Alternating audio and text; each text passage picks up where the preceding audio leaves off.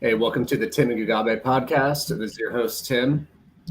Please like the video and subscribe to the channel. Gugabe, we're, 20 hours late here, but we finally found you. Where have you been? Where have I been? Walkabout, man. Yeah, some of the comments were pretty funny, like wondering where you were. But yeah, let's we had a week off for Thanksgiving for America. You guys don't celebrate that there, I'm assuming, right? Do you guys have a Thanksgiving anytime during the year? We have a big holiday for horse race. That's good. I know like Canada has a Thanksgiving, but it's not like the same as America, but whatever. But all right, let's talk. You didn't watch the Alan Craig card, did you? No, I had a flight at the time. I was over across the results, but I didn't watch it live. Yeah, it was. I mean, I won't spend much time on it then. I'm kind of like looking at it to remind myself. Perez Pudilova was pretty funny. Like whoever found top position would just get like a 10-8 round. It's like all it was. Sergey Alexander was hilarious because like Alexander looked like minus 900 and then Sergey just landed one punch and then just knocked him dead. Brito Pierce, that was kind of annoying because I was on Pierce and Pierce is minus like 1200 live. It's like that was Brito's win condition, like memeing kind of a random finish, but it's like he's never won by ninja choke before, so that was kind of annoying. But like Pierce was generally winning the fight. It was competitive early, and then Pierce was pulling away, and then that happened. Ribas Pinheiro was fun. Hooper Levitt was fun. Ribas. That was good. Yeah, Ribas, I got down on her live after a round because I was like, she's going to win round 3, so it's probably going to come down to like round 2 right here, you know? And Pinheiro was clearly, even though she was like dominating round 1, I was like, she's not going to sustain this, and Ribas can go all day. That's like, cardio is probably like her number 1 thing. Yeah. That was kind of frustrating because I was kind of always hoping for a better fight spot on her. Like, I actually had Ribas carry free. I had like every form of Ribas, like, finish here just because I assumed Pinheiro would die. Yeah, no. I think KO 3 was like plus 5,500. Like I had like round 3, KO 2 free, sub 3, everything like that. It's kind of annoying because I was kind of hoping Pinheiro would give us a better fight spot. Like, it wouldn't be bad if like we get Hill against Pinheiro's dog or something next. I don't know, it'd be nice. I think Pinheiro is like very mid. I think she's just not good. She's like a she's like a low to mid tier UFC fighter.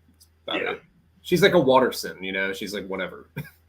I think Waterson. I just felt Pinheiro is like her UFC wins have just kind of been high roll shit. Like she's won 2 super close decisions and had the Marcos disqualification when she was visibly exhausted. So it's just like when I watched that, and then especially seeing like the Ribas fight, when I was watching that, I was like, she might have lost that fight because like she was winning the early portions, but like, and she clearly faked. I mean, the way she reacted to it, that was beyond faking. Like Pinheiro has a good round 1, but like it's not good enough to justify how bad she gasses. Yeah. I almost played Hooper sub, and I'm kind of just like annoyed I didn't because I was like, if this it's gonna go to the mat, and I do think like Hooper getting a sub was way more likely. I just feel like as a pure like I'm not saying like going into it I was all that confident Hooper was like a better wrestler. There are some things like Levitt. There were some things Levitt maybe had in his game that I was like, could maybe give Hooper issues, but I generally liked Hooper in the fight. And I was like, if anyone gets a sub here, it's going to be Hooper. Like Hooper's definitely, he's not a great wrestler, but he's a hard guy to submit, you know, and he's like tough and he's tricky with his shit, you know, on the mat. So I was kind of annoyed there.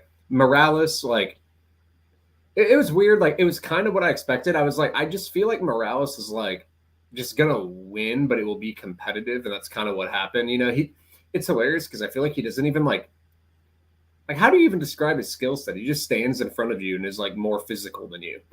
You know?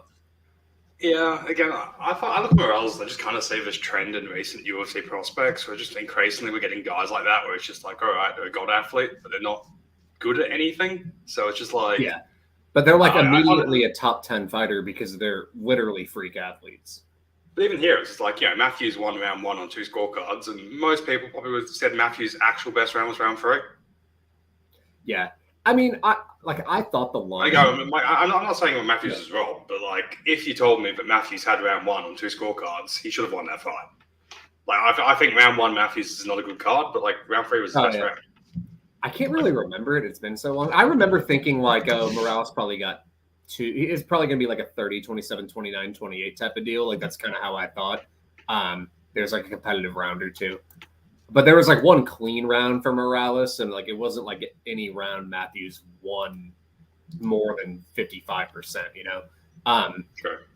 But yeah, that was that. Allen just like Craig's weird because it's like most of these guys he's beaten should do what Allen did to him, but it's like you can't you like that's why Craig's always such an underdog in these matchups because you expect that to happen, like what Allen did to him, but sometimes it just doesn't work out that way.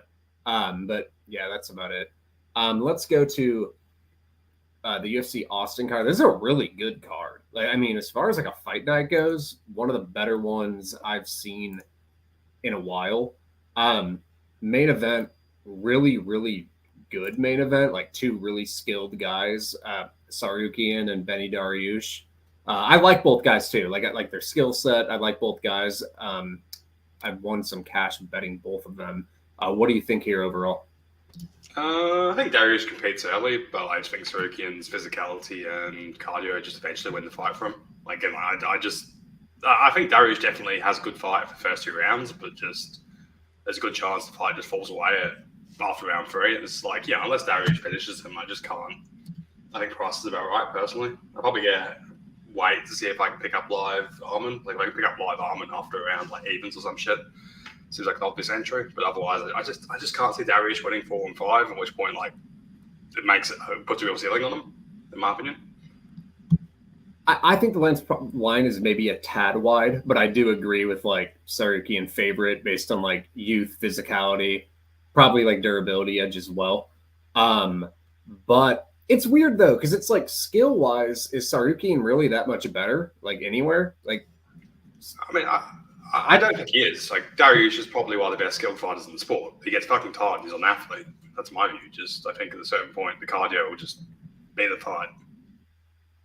Yeah. I will say, though, I don't think Dariush's cardio is as bad as people think. Like, there's been plenty of fights where he's done really – I mean, look at Gamrot. Like, he fought perfectly fine for 15 minutes. And, he has gassed before when he's had people hurt and have gone nuts for the finish. Like, that's when he's gassed. Like, he's had a – like even against like CDF and Gamrot are like cardio fighters, and Dariush had no issues going with them, you know. So and the thing is, Tsarukyan slowed down against Gamrot, so I'm not like positive that will happen, but I do.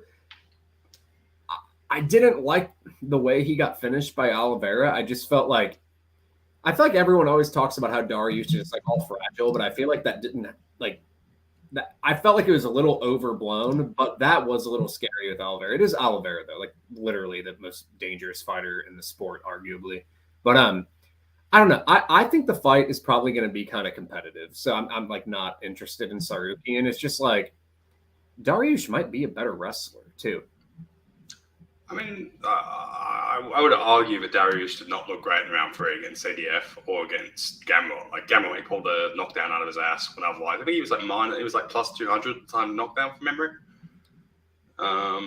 You just like Dariush is always dangerous. You can always kind of pull things out of his ass, but I just feel like Dariush is kind of overperformed lately. I just have this feeling like I think the whole thing just feels very wobbly. Yeah. Like every fight comes down to a insane kind of war thing. I think 5 rounds is just like, unless he finishes Armin, I just feel like round 4 and 5 just favour Armin. And like, Armin did get tired against Gamrot. Gamrot went for 50 takedowns or some shit. Yeah, he went for a lot for sure. But I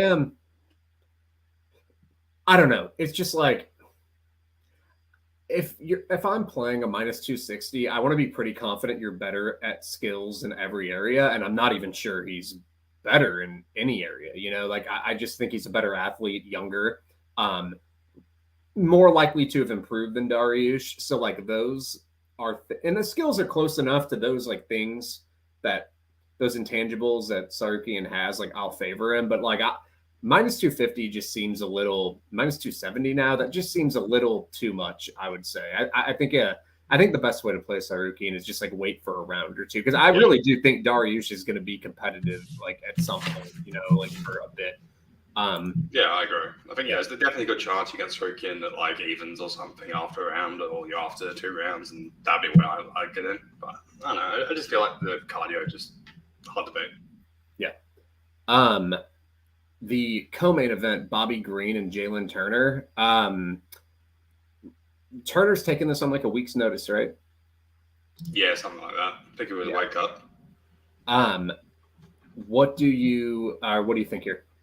It feels a bit wide. Like Green can compete in striking. Turner got a little bit unlucky against Hooker, but what are you gonna do? Just like Turner generally, unless he's absolutely killing you inside a round, he doesn't really cover massive prices because he's not super busy. He's kind of fragile in a weird way and doesn't really grapple or anything like that. So like Green will pass to me.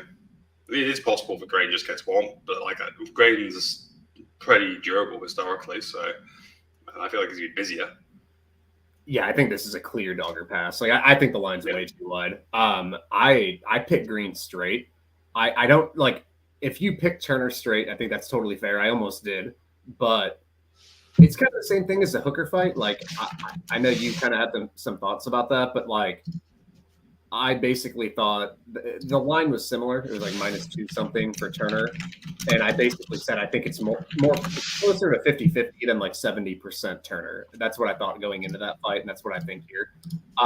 It's just Green's better defensively. Like Turner defends strikes at 41%. Hooker landed 125 significant strikes in that fight. Green, like if this goes 15 minutes, Green's going to break 100 significant strikes. He does every fight. And Turner is like very hittable. Green defense strikes at 62%. Turner is just like, when has Turner outstruck a striker for 15 minutes? It's never happened. Like he's knocked out grappling dependent fighters, and then the only striker he knocked out was Riddell. And then other than that, the only strikers he fought like were kind of Luque, who killed him, and then Hooker, who like beat him. And Green is more like in the Hooker league than these other guys, I would say. So I like if this goes 15 minutes, it's crazy. Green decisions plus 400, then Turner decisions plus 240. I strongly disagree with that. Like I think if this was like a scorecards only, I would favor Green. And so yeah, like if this goes 15 minutes, I think Green could hurt him too. Like Turner's arguably like he hits harder and is more dangerous than Green. But Green is not like as light of a hitter as people think. And Turner has been like knocked out and hurt a lot. And Green's been finished one time in 7 years. And it was even in the one time he was finished was Drew Dober. Dober had to go through a lot. Like he had to like walk through fire and get hurt. And like Turner doesn't look like he would do that as much. So, I don't know. Like I think the line's clearly off. Like Turner, I feel like Turner like needs, if Turner doesn't finish him inside a minute, like he's gonna get hit a lot, So I do feel like Bobby Green's looked a little bit like he's looking a little bit not great lately, but I do agree. I just can't really see how Turner covers outside of instantly wiping him out. At which point it's like, that happened.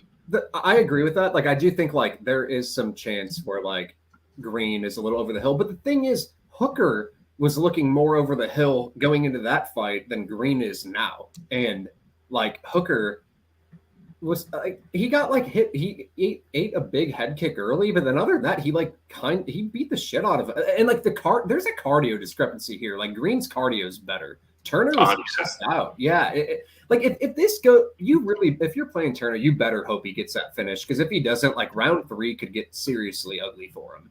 And Green's really accurate. Like I pick Green straight. I think, and there's also the short notice, like that can only help Green. It's hard to be confident in the fight in a striking fight, high variance. Turner's super dangerous. He could just like, he's also bigger. Like he's more youthful. Like there are advantages for his side, but I think skill wise, Green's better at MMA. Like definitely. And yeah, I think the line's way too wide here. Makes sense. Yeah. I also wouldn't mind playing like a little the under around even along with Green at like plus 190 because I just feel like you could double dip. Like I really think Green has a chance to finish him. And then also like that kind of like if this goes the distance, I'm not sure Turner wins, So it kind of covers you like against like a Turner finish as well. But yeah, I just feel like the line's way too wide. It's a fun fight though. This is a great main card. Another great fight. Rob Font, Divas, and Figueiredo. I pass on every Figueiredo fight. Like I don't feel like guessing whether or not he's just gonna. He's showed up and like his random finishes already make fights hard to call for him because not only does he have power, he has like random submission upside, and they're like guillotines and shit. They're not even like processed finishes, but also we've seen him look so bad in some fights and then very good in others. But like I'll probably pick Font to win, but like he's a better round winner, and that's why I'm gonna like pick him. Like I feel like he'll land more strikes as the fight goes, but he gets hurt a lot. Divison hurts people a lot. Like I'm going with Font here, but the fight makes me nervous. Do you kind of feel the same way? Yeah, this whole thing screams like 6 minutes of Font looking great and just gets absolutely fucking killed by something stupid. Like the whole thing just like that's my take here. Like I think Font intellectually is the far better process fighter, should win every minute. Yeah. But Figueiredo will just fucking hit a flying over. Like it's Figueiredo. It's what he does. Yeah, it was like conceptually, it was kind of like the Sabatini-Lopez fight where I was like, I think Sabatini should win this fight. And like, he's a better round winner. And same thing with Font here, but I'm like, they might die. And so I'm really scared. And it's like competitive line. I don't feel like guessing whether or not I'm right, you know? But Font's eyes is concerning as well. I think Rob Font's eyes now fucked. So it's like every time he gets like a few decent hits, and he just kind of real issues. And like even like I'm not expecting Figueiredo to do what Sandhagen did, but like that fight was that was a weird look. Like maybe Sandhagen has like this wrestling in his back pocket, but maybe Font was just kind of done. We've seen Font out grappled in the past too, like like a Sansao. Yeah, Sansao. Yeah, that's like the one. It was weird. That was the only time that really happened. And then in other fights, Font seemed fine to like scramble up, and then all of a sudden it showed up against Sandhagen again. And so yeah, that could maybe happen. Like Divison can wrestle a little bit, but I don't know. Divison's kind of an idiot. I don't really expect him to just go out there and lay and pray either. You know. Still, like if you told me Sandhagen was going to do that before the Sandhagen fight, I wouldn't have believed you. And then Sandhagen like put a mate look like fucking Primo up against him, kind of like Sandhagen looked like Khabib. Like I played the under in that fight because I was like, all right, this should be a war. And then it's just like, all right, Sandhagen suddenly can just 50-40 him of grappling. For sure. Brady and Gastelum. This is another good fight. Yeah, I can see arguments for either way. I'd probably go Gastelum or pass, but like, yeah, agreed. I didn't like Gastelum's bottom game decisions as well. He tends to sort of spaz out and give up his back a lot and that kind of shit. And like he gets him up, but it also just means that he can be put into bad spots. Yeah, there's some. It's weird. I don't expect Brady to go out there and grapple easily for 15 minutes, but I do think he can get some good spots here and there, which can slow down the fight and make things close, you know? I feel like conceptually Gastelum could just dominate here. Like, he has better cardio. He's a better striker for sure. Way more durable as well. But Brady is a very good wrestler early. Like I lean Gastelum here, honestly, because I don't think like a lot of the guys Brady's like out wrestled too are like Gastelum would be a step up for like a guy he could easily take down and whatnot. But I lean Gastelum a little bit, but you are right. Like Gastelum has gotten put in weird spots before, and he gives up his back. Like you can take his back and whatnot. But Brady feels weird to me because like coming up, he looked like this kind of pressure and pace kind of a guy, and then like he's got to the next level and he suddenly had like shit cardio. Like the first couple of fights of Brady was all about the cardio. Now it just seems like he's like. Is this probably Barack Obama? I'm assuming. Yeah, probably. It had to have been. Oh yeah, and this is a welterweight fight, so Gastelum probably won't make weight. You know, yeah. That was Trump. What's that? It was Trump actually. Oh, really? Yeah, 2015. 2015? Yep. No, that'd be Obama. 2016 is when Trump. Says Obama. I think there was a stat for a while before the Cowboy Connor fight where like Connor hadn't won a fight since like Obama was in office, and at that time that seemed like so long ago. But yeah. But yeah, I lean Gastelum a little bit, but I could see both guys like having success. Guida and Silva. So Guida looked really bad in his last fight. So I agree with Silva being the favorite. Silva's not that great though, but he can anti-wrestle a little bit, and he should have like a striking advantage, especially a power advantage. Like the way Guida looked versus he made Rafa Garcia look like fucking Floyd Mayweather, or like Lomachenko or something.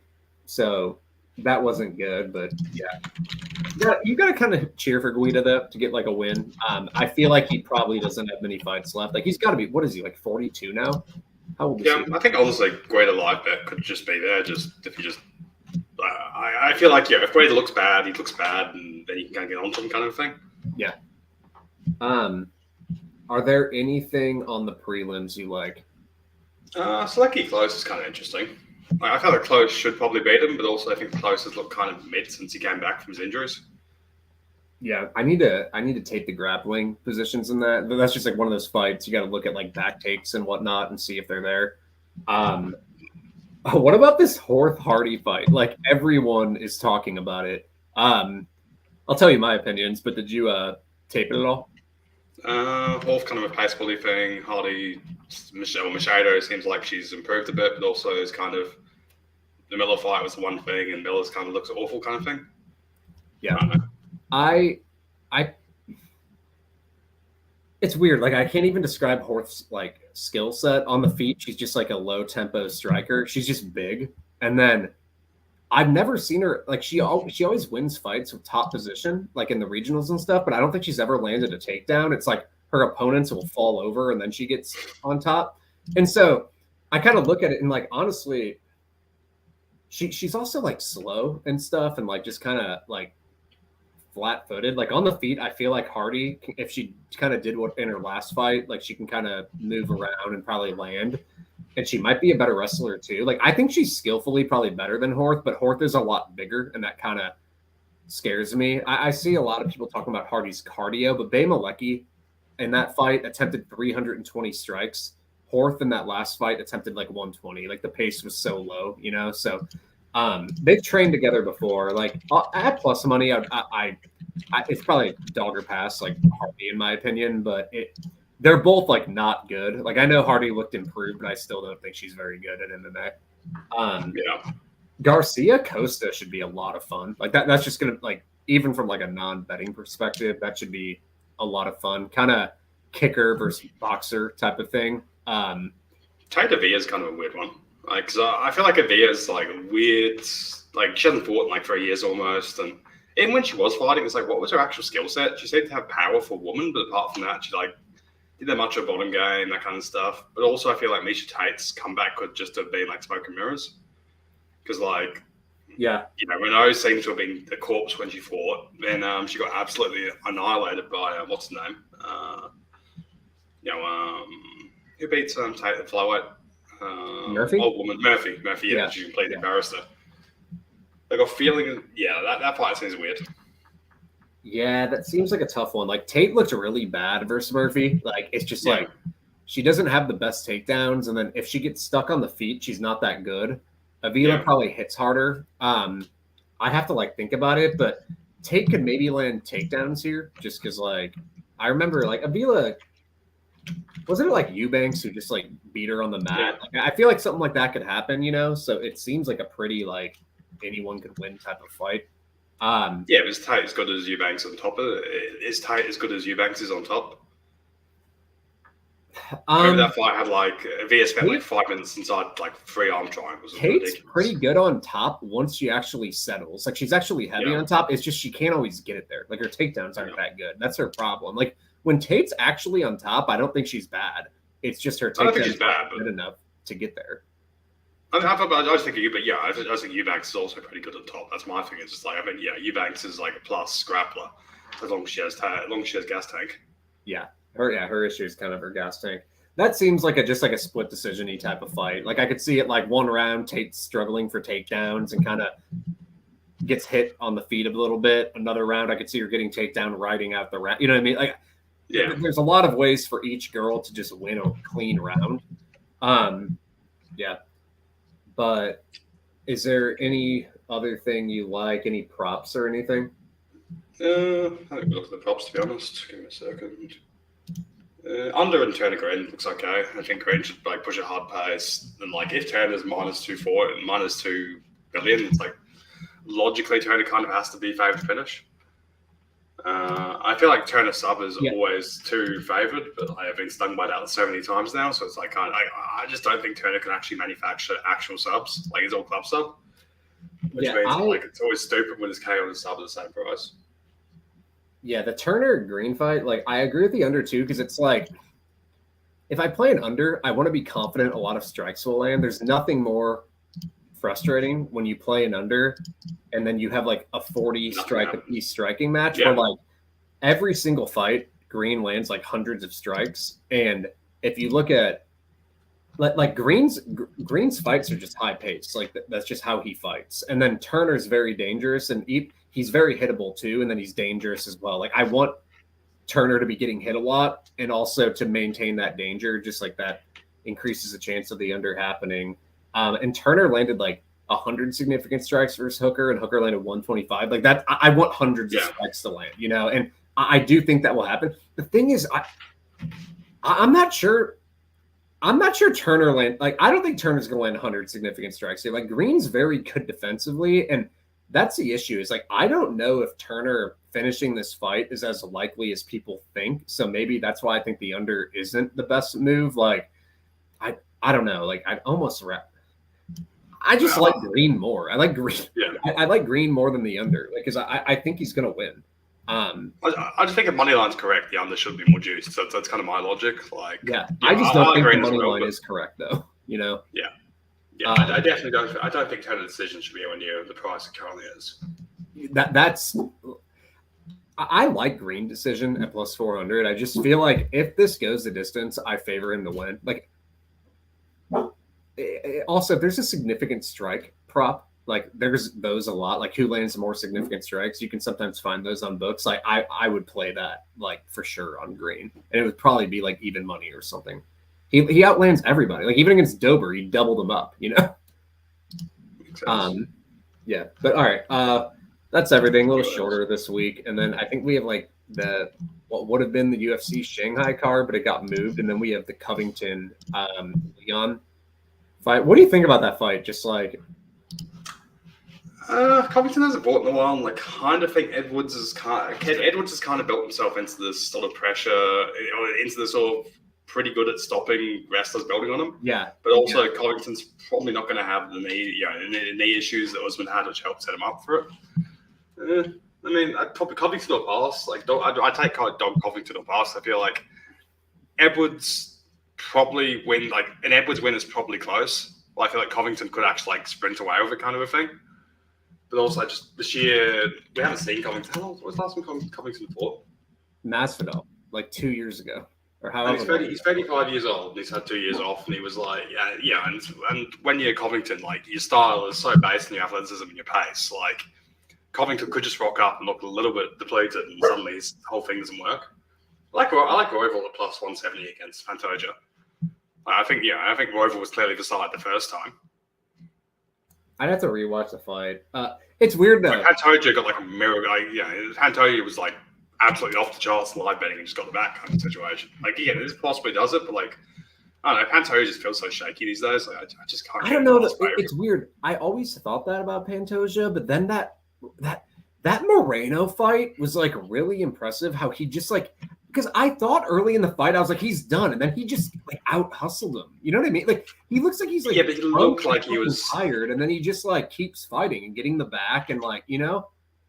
I mean, credit, I just felt like I just felt like Moreno fight was just him like, again, like credit for the hustle, credit for what he pulled off. But like, it just felt like that was the one version of that fight he won. Like it just like one or two things go differently for Pantoja there, and Moreno probably just sprints away and shits in his ear kind of thing. It just felt like, between Moreno being kind of a dumb fuck and Pantoja like trying really hard, he happened to get all the back takes he needed. Well, I just feel like if Moreno had ever like consolidated a little bit more striking time or something, it would have been off. Because I remember like Moreno was minus 1,000 after round 2.